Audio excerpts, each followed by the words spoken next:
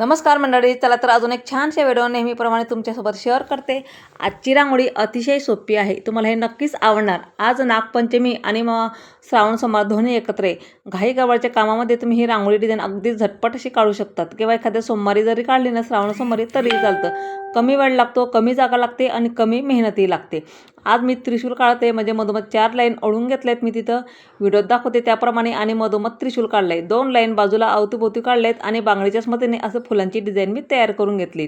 इथं फुलांच्या वर 4 डॉट ठेवून पुन्हा बांगडीच्या मदतीने एक फुल तयार करून घेते। मधोमध मी कुंकू काढून घेतलंय आणि सेम प्रोसिजरमध्ये जिथं मी लाईन काढल्या तिथं आपल्याला बांगडी ठेवायची, अवतीभोवती पांढऱ्या कलरचे टिपके ठेवायचे, असं फुलांची डिझाईन तयार करून घ्यायची। खूप कामाची घाई गडबड जर असेल किंवा आपल्याला कुठे बाहेर जायचं असेल तर ही झटपट होणारी बॉर्डर रांगोळी तुम्ही सहज काढू शकता एखाद्या सोमवारी। आणि अशा पद्धतीनं फुल तयार झालं, त्यात मी पिवळा कलर घातले। तुम्हाला ही रांगोळी कलरफुलमध्ये काढायची असेल तर मी कलर पण वापरू शकता। अगदी झटपट होते, सोपी आहे आणि कमी वेळ लागतो। तर ही आहे आजची बाहेरची रांगोळी आणि ही माझी उंबरठ्याजवळची रांगोळी। कशी वाटली ते कमेंट्स करा। चला तर भेटू पुढच्या व्हिडिओमध्ये, तोपर्यंत बाय।